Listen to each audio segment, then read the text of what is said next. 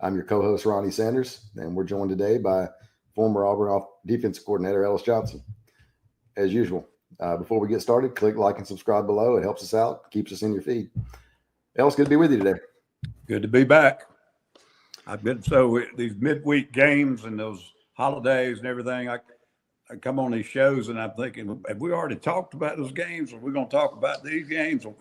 I can't keep what we've covered and what we still got to go over. Well, what were your thoughts on the semifinal games?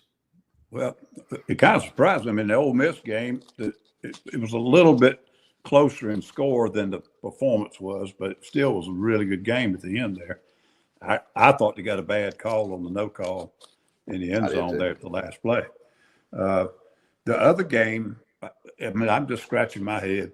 Every time you cut on Indiana and you watch them, 9 times out of 10, they don't pass the eye test. You take the other team's players and think you could beat them. And they not only win, they're embarrassing these teams. It's just amazing. So that one really was, I mean, I enjoyed watching it because it was really good football on one side of the ball, but it just really does. It's amazing to me. 44 years of coaching, I still sit there and say, I can't believe these guys are that dominant. It's amazing to me how, hard, smart, and together they play. I mean, those guys just, and they're not, like you say, they're not as talented as Ohio State. They're not as talented as Oregon, and they're not as talented as Alabama. And I'm sure you've probably seen all these. You got, it said the average age of their team is 23 years old. So they're older. The average age is 23 years old. The average age of the Green Bay Packers is 25. And it's just amazing. Somebody said the average age of the Bears was less than 25. It was like 24. I don't know if that's so. And then the other thing was on the same little social media thing somebody sent me, and it's got each starter and how many years they're into. In other words, Mendoza's in his 4th year. There's 1, 2, that's like over half of the team has played 4 or more years easily. Almost a third of the team is into 5 and 6 years. And I don't know how they do it. I mean, there's 3 kids on there that are in their 2nd year. They don't start anybody as a freshman. That's pretty amazing. I mean, but if you look at what Indiana's doing versus what, and doing it that way versus what Florida State and some of these other places are doing. Look at the comparison. So, of course, a lot of them came with him from James Madison. 12 or 13, I think. Yeah. And whether they're playing and starting or not, they kind of brought the culture with them.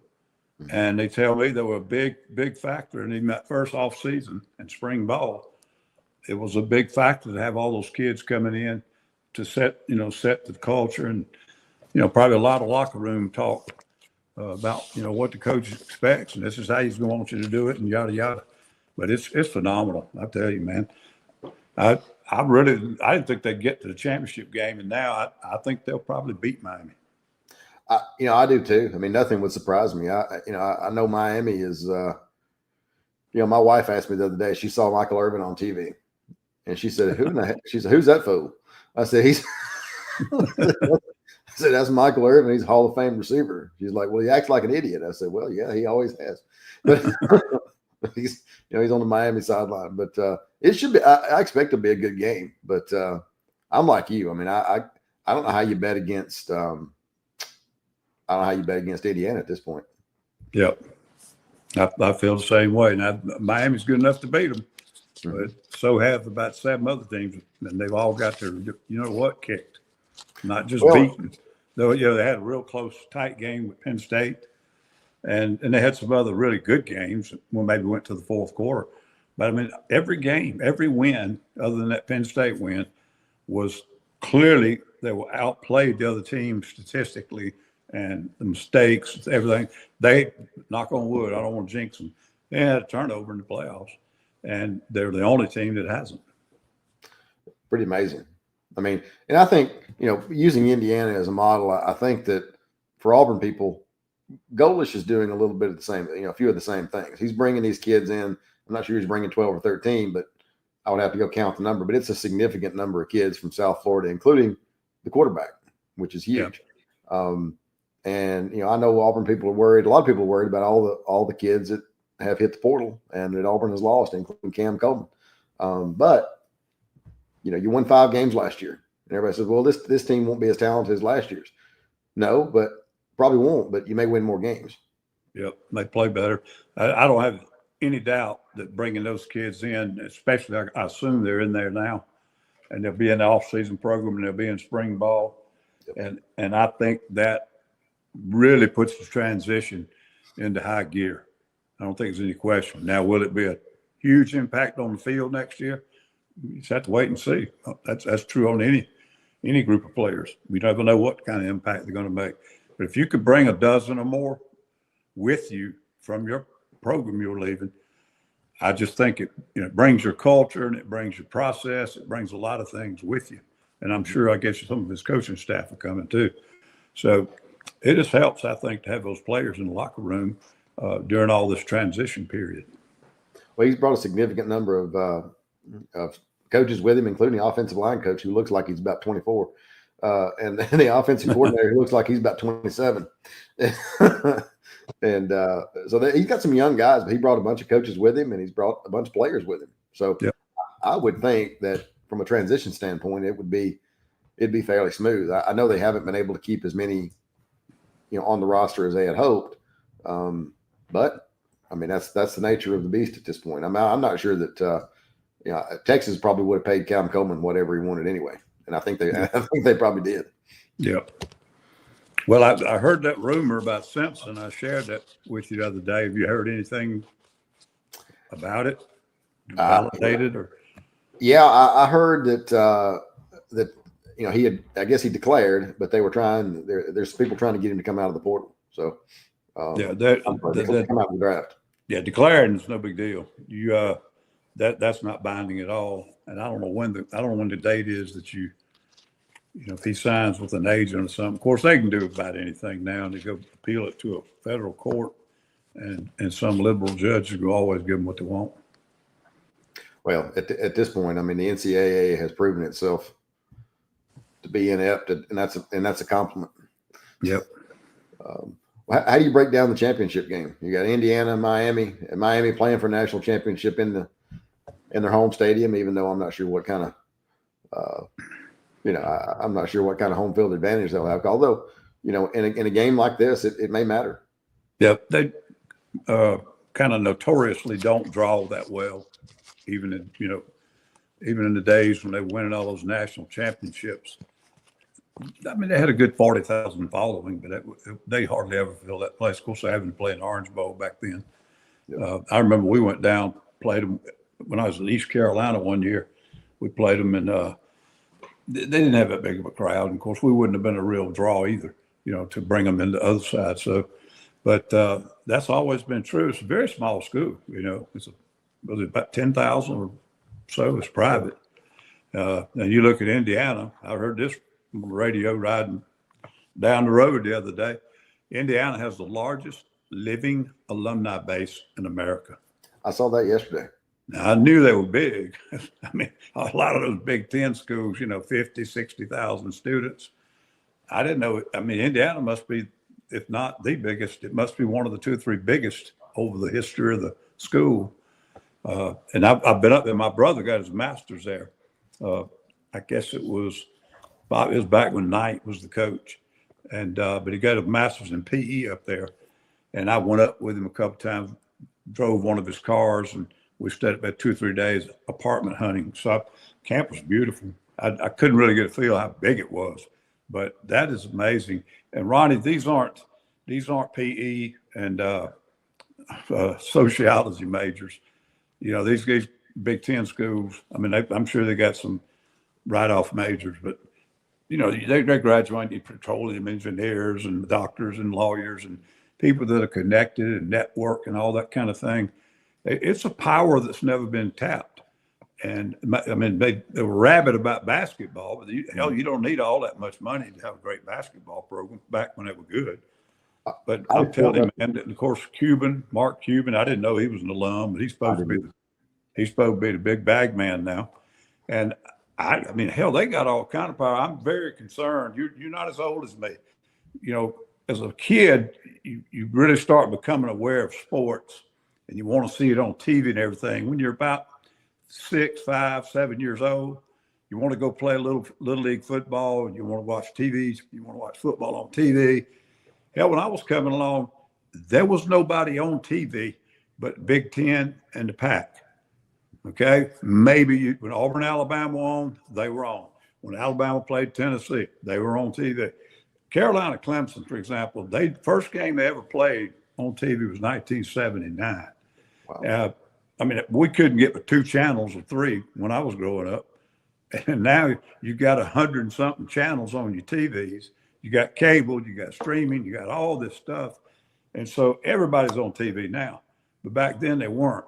The most powerful entity in college football during that time was the Rose Bowl and the Rose Bowl parade. I mean, it was a huge financial boom. And of course, those 2 conferences got all the money. And so it just, people who are not our age, my age, you're younger than me, it's going back that way if we don't watch it. And the reason they controlled it back then is they controlled all the money. And the reason they controlled all the money is there weren't that many sources of money. And of course, they had their hands on most all of it. Now, you know, the SEC's become powerful and all of it because of TV. But these schools, now these Big Ten schools, Southern Cal, and maybe the 2 Texas schools, if they don't get control of this thing, they're going to buy all the players, and it's going to turn into a 20-team, you know, game for the rest of the time. You won't see anybody else in a legit national playoff possibility except those guys that are paying millions to the kids. Well, if you look around, I mean, Ohio State, Texas, A&M, I mean, they basically got an unlimited budget. And if you find a booster that's going to bankroll the stuff, a Texas Tech now, unlimited budget for the most part. I just pulled up student population here. Indiana, this is unbelievable. System-wide, Indiana has the student body exceeds 89,000. Wow. They're counting satellite campuses and stuff, I guess. So Indiana University's total student body exceeds 89,000 system-wide. Here we go, with IU Bloomington having a record enrollment of over 48,000 in fall 2024. Okay. And then Miami looks like they have 22,000, which is more than I thought. Oh, that's a lot bigger than I thought. Yeah, they've grown. They used to be right around 10, I thought. But well, how do you see this? We got off on a tangent there, but I don't think that stadium will be Miami percentage-wise. I would be shocked if it's not more Indiana people there. Maybe not a whole bunch more, but I bet there'll be more Indiana fans there than more Miami fans. It wouldn't shock me at all. I mean, it should be pretty. Yeah, maybe it'll be a pretty good game, but I mean, it's you know, I wonder how people feel now that we're arguing for Notre Dame getting in over Miami. Well, that's one, but you know, I thought about that the other day too. But the ones that awful quiet is Alabama. Mm-hmm. They didn't get dropped and never got into controversy. But remember, they were part of that controversy. But they didn't move when they lost to Georgia. No. And the other ones that lost in their conference championship game, they dropped on the thing. So I don't know. I still think Notre Dame was probably one of the best 5 teams. We'll never know. How do you see this game playing out? Do you still have Indiana? Well, I've been so accurate on all the others. I'm sure everybody out there wants my prediction. I'm probably batting about 500 on these games. I don't know. I mean, I could sit here and tell you where Miami's got a better player here or there and a good matchup, and you know they might do this, might do that. And I keep watching. I mean, Indiana goes out and they just mauled Oregon, and I mean, Oregon. They might have been a little overrated, but they got great talent. Yes. And I mean, it just and everything. Of course, the first play of the game set the tone. It was a really smart play. The safety rotated late, and I think the quarterback probably made the right read. You know, when he threw the outcut, he left the ball inside, and the DB is almost like he knew what that safety disguise and rolling over the top. He knew what it was going to tell that quarterback to do with the ball. They're so dang smart and well coached, and they do a lot of things so much better than other teams. They're football smart, and they're disciplined, They got great technique, fundamentals. I mean, you can just tell some of the things they do. Some of these other teams have a better player, better talent over there trying to do the same thing, and they may outrun them occasionally, out jump them, but they don't play with the consistency, and doing all the things right.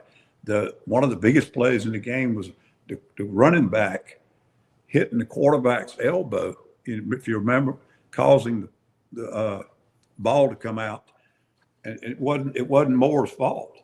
It was the running back's fault. You just will never see Indiana do stuff like that to themselves, and it's just a difference in, I don't know, maturity, mental toughness, physical toughness, all the And that above. probably has something to do with the kids being older. I mean, Auburn's basketball team last year was an older team, and they, you made a Final Four run. Yeah. But I mean, be it having a kid that, or having kids that are your average age is 23 versus 19, is a difference. I mean, Yep. Well, I think the biggest key to the game, if I just kind of get X and O wise, the last 2 or 3 outings, Miami's been able to protect, help me out, the quarterback, and having a senior moment. Back. Yeah, he had a period now between those 2 losses he had in the ACC, and it was a game between them. He had something like 6 interceptions in 3 weeks. I don't know whether it was protection or missing some players, or if he just got off track. He's been really good the last few games. Now, one game they didn't have to have him do a whole lot. I'm going to say it was not against Ole Miss. I think it was who was the one before that? But they really ran the ball so well, they just kept running it. And so it didn't put much pressure on Beck in that game. Now, this last game. Ohio State. Yep, they just kind of kept it on the ground, never gave them a chance. Now, if Indiana can stop their running game or even slow it down and then get some pressure on him, I just think Mendoza's so much better than he is. But protecting the quarterback and having good targets and all that's part of it too. But if they protect Beck, he's a good, solid quarterback, but he can't make the plays Mendoza can, especially on downfield throws. So we'll see. I think that may be the one area that I would say they've got such a huge advantage, and they're going to have to somehow affect Carson Beck and to, I think, take control of the game. Yeah, the line is up to 8.5, opened at 7.5 by Indiana by 7.5. How do you think they cover? That's a good question. I don't think these college games, when they get in these playoffs, are so unpredictable.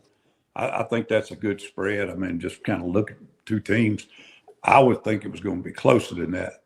But these college teams are so volatile. The NFL, you hardly ever see a 20-point runaway. No. But, all the damn games come down to, can you burn the clock out and not let them have the ball again and score? And if you can't do those 3 things, they got kickers that can kick the damn field goals from minus 50 yards in a strong wind or whatever. I mean, if you leave a timeout and anything over 45 seconds on the clock, they can move the ball 30 yards down the field. They got a kicker that might can kick a field goal, and you get beat because they get from the ball 60 plus. From 60 plus. Yeah, I mean, and especially if you're in Denver. I mean, you may hit one from 65 up there. I mean, it's. But you don't see that as often or much at all in college. It's hard for these kids at that age to get in that situation and be able to control it like those pros can. Hell, they don't even try to do it from a strategy standpoint. I don't even think the coaches try to hang their hat on that. They try to score as much as they can and, get ahead and play good defense. And if it comes down to that kind of a ball game, Indiana might have a big advantage because they got those older kids. Before we go, let's talk about the NFL a little bit. I know we normally don't, but I think the audience might be interested in these openings. 8 NFL openings. Pittsburgh opened this morning.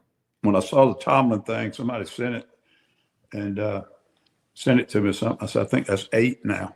8. And I don't think none of them have been filled yet, have they? No, they're starting to do interviews, but you look around at these 8 that opened, and 2 of them Mike Tomlin had been at Pittsburgh for 19 years, and Yep. John Harbaugh had been in Baltimore for 18 years. Both Yep. won Super Bowls. And you look at these other jobs, that you got the Giants that are open, the Dolphins. I'm surprised it hadn't already opened. Atlanta, Vegas, Cincinnati, Cleveland, Tennessee, and Arizona. Some pretty good jobs and some that not so good. But I mean, it's from an NFL standpoint. But I mean, it's Oh yeah. big I year. heard one. I can't remember who they were, talking heads on radio, and he was a former GM, very well respected. But his take on it is, if the Penix guy at Atlanta, if you have confidence in him and you think he's a 15-year guy, maybe a 12-year guy, he thinks Atlanta and Baltimore, and the third one he picked was, he said Tennessee's got a great young quarterback, but the problem is their whole depth chart just needs almost overhauling, and he thought that was too heavy a lift. There was a third one notice open that he thought those would be the three best jobs, to get. I think New York, the Giants' job is considered to be, pretty decent. The Raiders don't have any players at all. Yeah. I'm just looking through here. Miami, they don't have a quarterback right now. Giants, Falcons, Raiders, Cleveland. I'm not sure who. Since Cincinnati, you got a quarterback there, in Arizona. So maybe Cincinnati, maybe New York. I'm not sure which. I can't remember, but it was definitely Atlanta and Baltimore on the front end, and there was a third one he really felt like had a good roster and a good quarterback ready to go. So that was his take on it. But I was a little bit surprised about the Harbaugh thing. I think there's something involved in that with the quarterback. They didn't get along. And my understanding is that he's just not a gym rat. He doesn't really work the game. He's playing off of natural talent, and that's starting to dwindle because he's getting older. And I think, they're getting frustrated with him. And when you get a situation like that, it's just monetarily and structurally, it's easier to let the coach go than the damn quarterback, because you can replace the coach. May not get the same coach, but you can get one, and he's going to have a less effect on turning the thing over than the quarterback is. It's kind of messed up, but that's the way it is. Yeah. So just pulling up these Mike Tomlin, I think the Tomlin thing, they're trying to write it like it was a little bit mutual. Yeah. I feel like he, kind of, I don't know, didn't have a quote from him, but it just sounded like he felt like he'd kind of gotten stuck, and it might be good for him to make a change as much as it is for the Steelers to make a change.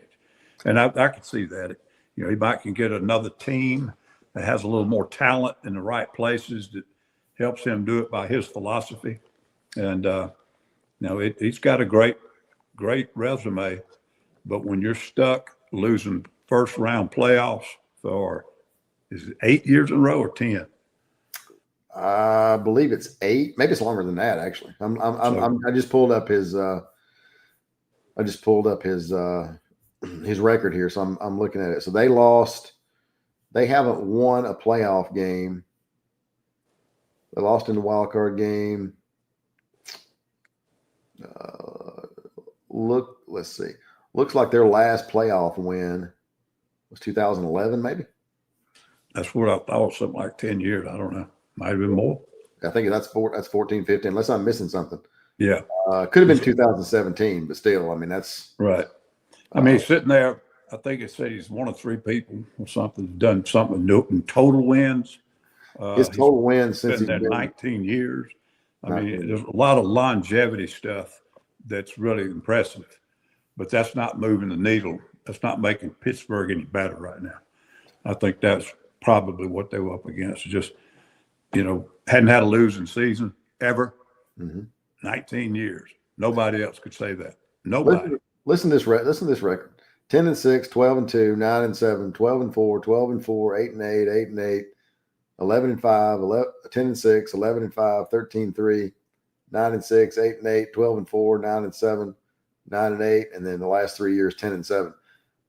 in the National Football League, that is hard to do.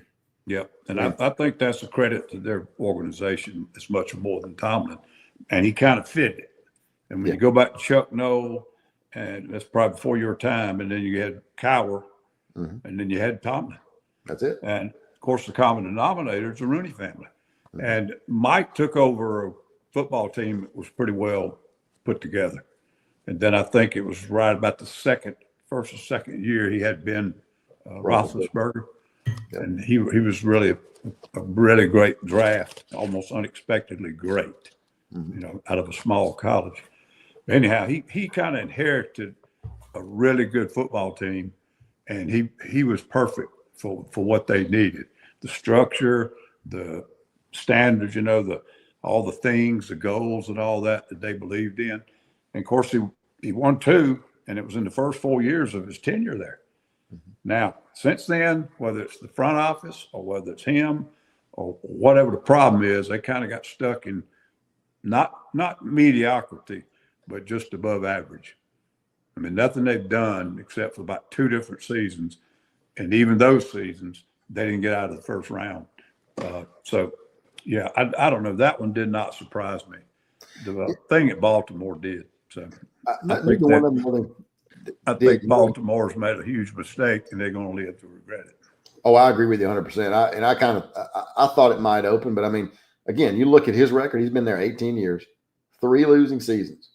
And I don't think people realize how hard that is to do. I mean, you look at his record now. I mean, 11-5, 9-7, 12-4, 12-4, 10-6, 8-8, 10-6, 5-11, 8-8, 9-7. I mean, he made the playoffs 1, 2. I mean, the last 3 years. I mean, 8-9 this year, but then before that, the 3 previous years won 12, 13, and 10. Went 8-9 in 2021, and then the 3 years previous to that won 11, 14, and 10. I mean, it is impossible almost to do that in the National Football League. And 180 and 113 with a 614 winning percentage. That is. I mean, and Tomlin, same thing. I mean, with a 628 winning percentage. And that, don't forget that very last game that Harbaugh coached. A 24-year-old kicker missed a 37-yarder. What was that? How long was that field goal? It was not a long field goal. Now, it was windy. It was windy, but he misses that field goal. And I mean, it's football, and you're responsible for it. You're the head coach, but a kicker is a kicker. I mean, you can't coach a kicker into making a field goal. You try to recruit the right ones and sign them and keep them on contract and all that good stuff. But there ain't many coaches that can go out there and fix his mistakes when it's not smooth, and that's what lost the ball game. I mean, that's what it came down to. And I think it's probably amplified because he got the job from being a special teams coach. But he's also been there 18 years, and he's not a special teams coach anymore. He's a head coach, and I just don't see how you move on from a guy like that. But I mean, I'm sure he'll get a job, and I'm sure he'll do a great job. I mean, if you look at and some guys like Tomlin, Sean Payton stepped away with the Saints, took a year off, ended up took Denver, and in his second year there, he's they got the best record in the AFC, and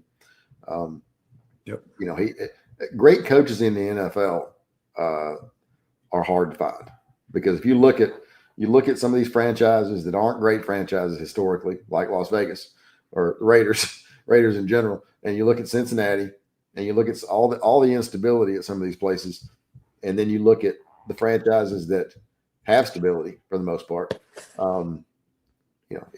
Historically, it's you look at the top franchises around the NFL. It's the Kansas Cities and the Pittsburghs and the Giants, the families that are stable. Like you said, that's what I was going to say. The 2 factors I think are the most important on consistency in that league. I mean, somebody will jump up and win one every 13 years, but to be in the hunt almost every year, it's the ownership, and then the coach that comes in, he's usually going to be a guy, and it's going to be my way, the highway. And the ownership understands that.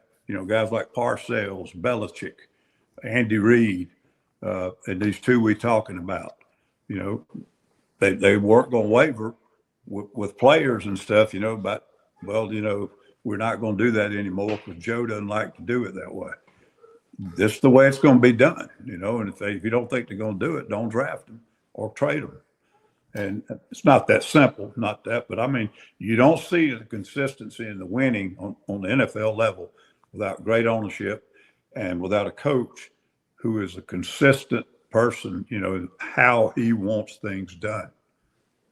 There is no question. And people don't realize either, the Ravens, you and I are old enough to remember this, but some of these younger guys aren't. The Ravens were the Browns, and right. And the Browns, they wouldn't build the Browns a stadium, so Art Modell moved from Cleveland, and 2 years later, I guess 2 or 3 years later, they, the Browns are back, and all the Browns players went to Baltimore. Right. But that was my childhood team, the Browns. Well, there you go. I loved Jim Brown, and so when I was a little third grader to fourth grader, that was my favorite team. I can't remember what year they moved, but it was I was in grammar school, I think. You talking about the Ravens? Yeah. 96, maybe. Let's see. Oh, was that long? Yeah, it's been a while. Let's see. I'm looking up here to see when they moved. Hell, Roddy, I was around when Paul Brown got sold the team or quit coaching the team and went down and started Cincinnati. You probably weren't born yet. How about that? 96. I was right about that. I thought it was much earlier than that, but that makes sense now. Well, and if people and Art Modell was not considered to be the best owner in the world. The Browns got to got to the AFC Championship game, could never get past the Broncos. But he leaves and goes to Baltimore. And actually, I'll tell you and the listeners a story. When I interned up there, I interned with the Ravens. It was 98, I guess. And every day, Ozzie Newsome was a GM, Alabama guy. And so I'd talk to Ozzie, and they would pick at me because I was the Auburn guy. And Art Modell figured out I was an Auburn guy, and he would call me over to his golf cart every day. He'd ride around his golf cart at practice, and he'd call me over to his golf cart every day and tell me some kind of a lame Auburn joke. And I'm walking off field after practice one day with Ozzie Newsome, and he says, Mr. Modell must really like you. I said, why do you say that? He said, in all the years I've worked here, you're the first intern he's ever even spoken to. And I said, well, hell, I guess he does then. But no, it was a good internship. But the difference, and Steve Biscotti was buying in around that time, but having experienced that situation in Baltimore versus the next year when I interned with the Redskins, which is now the Commanders, and Daniel Snyder came in and bought the franchise. You talk about night and day. I mean, yeah. it was a completely different world. The Redskins was about as classy under Dan Snyder. I'm not talking about now, but under Dan Snyder, it was about as classless an organization as you can imagine. Yeah, I remember. Coach Spurrier took that job, and he said, I made a decision on money, and just thinking that NFL or whatever. And he said, I knew on the way up there on the plane that I was making a mistake. And of course, the game didn't fit him that well, but the whole time they were there, they've told me some of the stuff that was just so dysfunctional that they couldn't get any communication sometimes on players that they thought they should draft this guy and not that guy. And sometimes you couldn't get any communication on it, no input.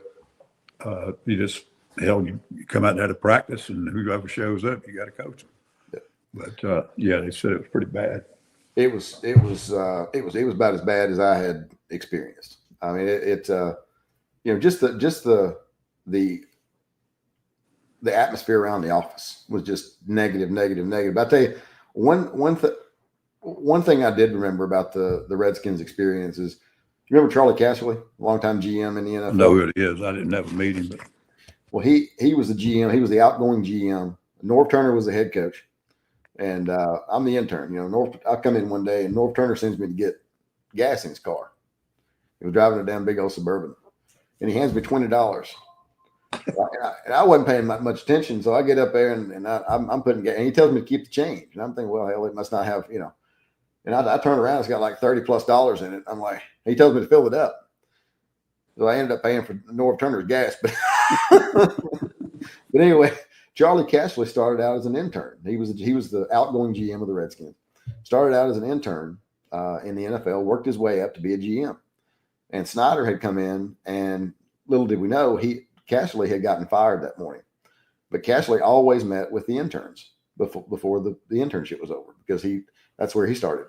And one of the classiest things that I've experienced was what he did. He came in knowing he didn't have a job and had already been fired, and he made a point to meet with us interns that morning. And as soon as he walked out of the meeting, the Washington Post broke the story that he'd been fired.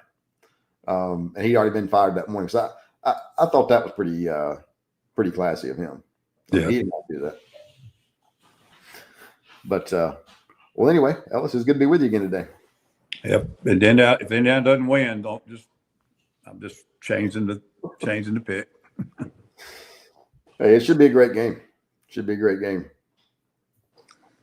Thanks to everybody for tuning in. Click like and subscribe below, and we'll see you next week.